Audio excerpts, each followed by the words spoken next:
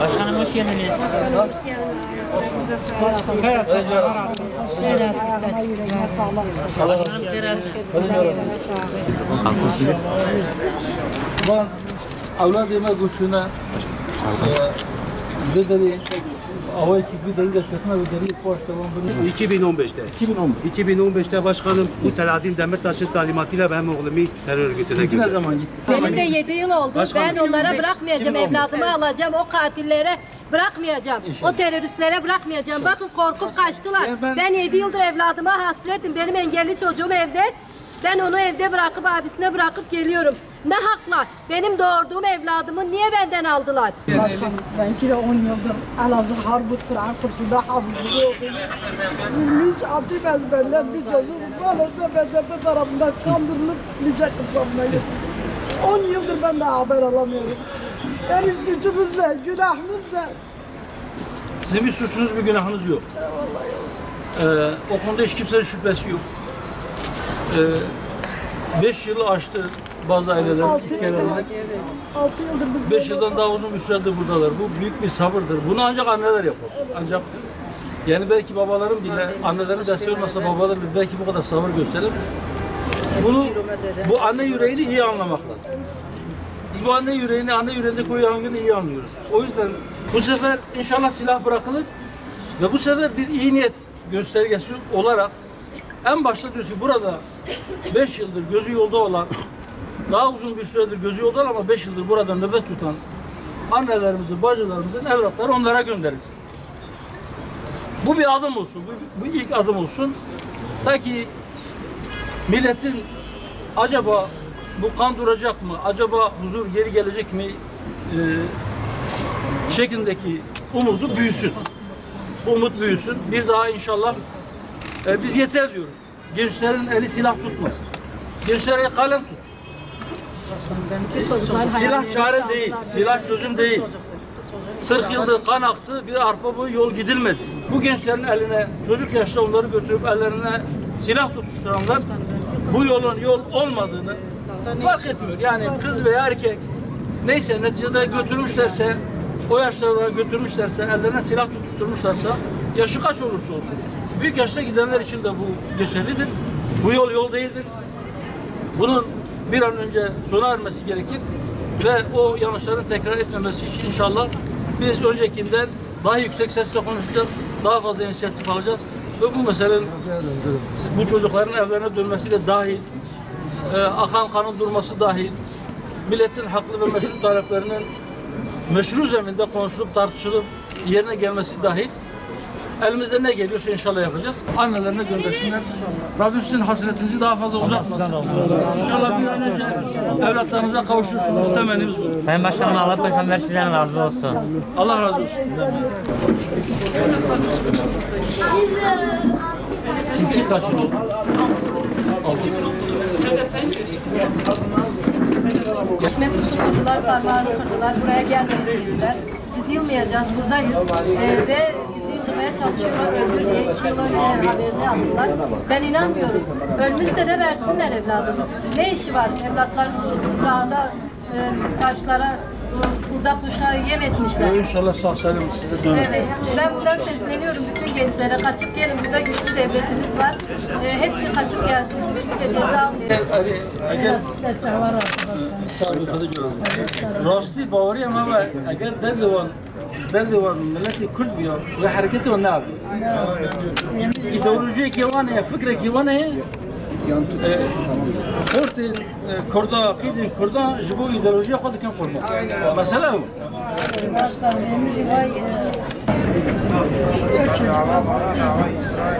Der ki kardeşini içinden dolaşıyor, kardeşini arıyor. Sen kardeşini arıyorsun. Geldiğim Marmara Üniversitesi İstanbul'da doktor bu idare hedefi. 10 sala birine bu haber ne de yani hiç mesela خبر کی پیشه کمان جای به کرتا کوارم ما مثلا Bismillahirrahmanirrahim. Değerli basın mensupları, malumlarınız olduğu üzere 5 yılı aşkın bir süredir yüreği yanan annelerimiz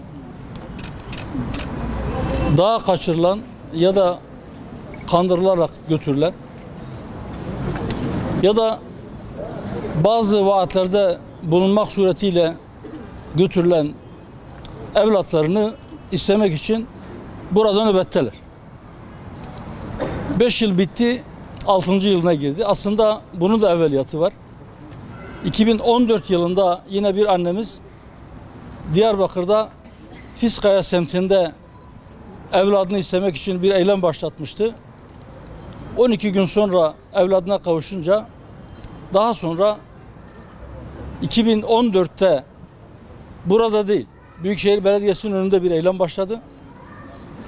Sonra gelişen olaylar çözüm sürecinin de olmasının etkisiyle çok sürmedi. Birkaç ay sonra orası dağılmak zorunda kaldı. Biliyorsunuz hendek olayları başladı. Şehirler karıştı. Sonra 2019 yılında tekrar burada annelerimiz gelip yeniden eyleme başladılar. Bugüne kadar 56 aile evlatlarına kavuştu yapmış oldukları bu eylemden sonra. Toplam 379 aile nöbette ve bu nöbette devam ediyor.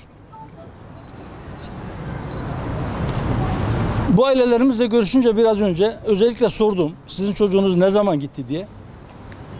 Birkaç istisna dışında çok büyük bir çoğunluğu 2014 veya 2015 yıllarında götürülmüş. Ne vardı 2014'te, 2015'te? 2014-2015 çözüm sürecinin konuşulduğu ve daha sonra bu sürecin akamete uğradığı yıllardır.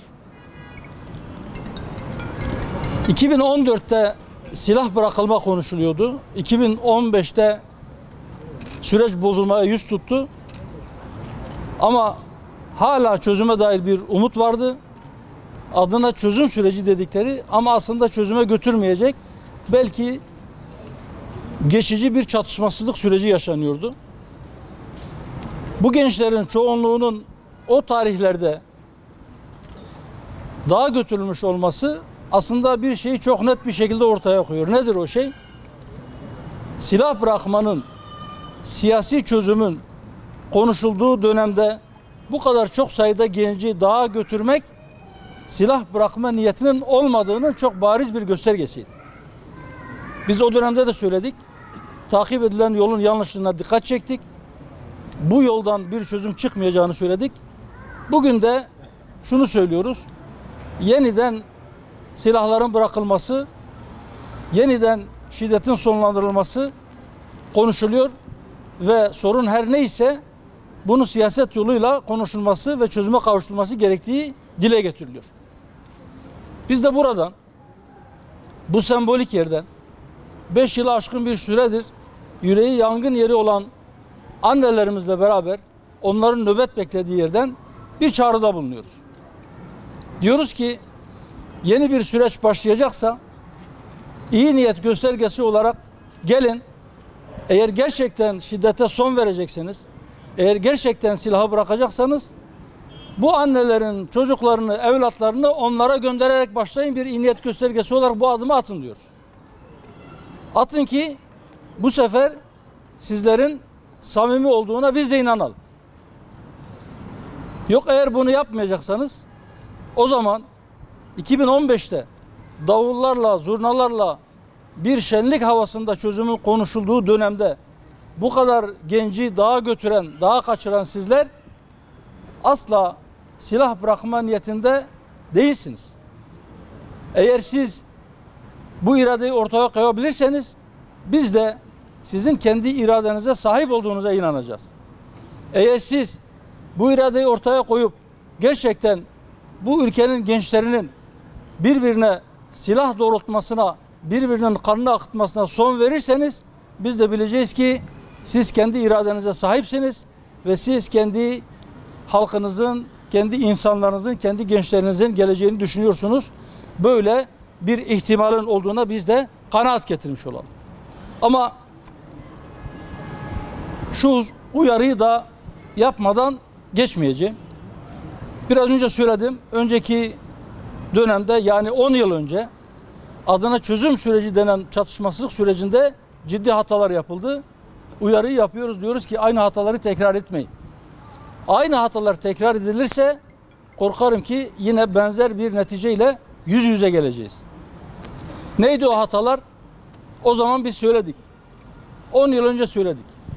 Dedik ki milletin talepleri vardır. Ana dilde eğitim gibi ya da benzeri talepler. Her neyse bu talepler, bu taleplerin muhatabı, bu taleplerin konuşulacağı kişiler ellerinde silah bulunanlar değil. Ellerinde silah bulunanları siz eğer muhatap alacaksanız bir tek şeyi konuşabilirsiniz onlarla. Sadece silah bırakmayı. Bu halkın talepleri varsa, bu halkın sıkıntıları varsa, bu halkın sorunları varsa ki vardır. O sorunları halkın temsilcisi olan, siyaset yapan ya da farklı bir şekilde bu halkın arasında örgütlenmiş olan yapılarla, sivil yapılarla konuşmalısınız.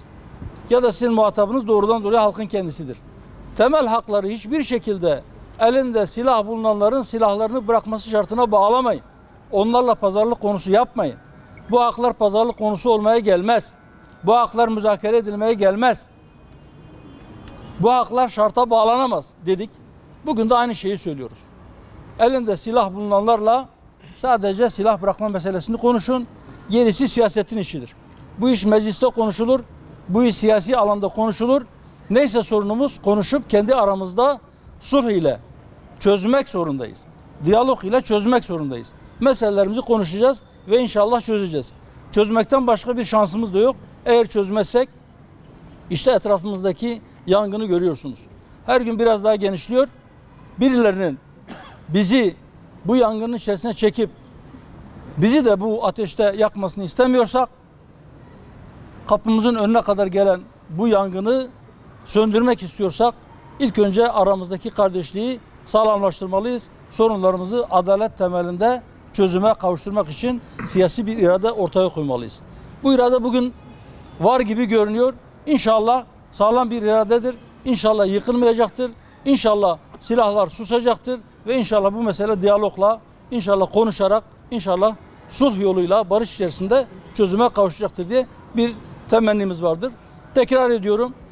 İyi niyet göstergesi olarak ilk önce diyoruz ki bu yüreği yanan annelerimizin hasretini bitirin, onların evlatlarını onlara gönderin. Ve elinde silah bulunan gençlerimizin eline kalem verelim.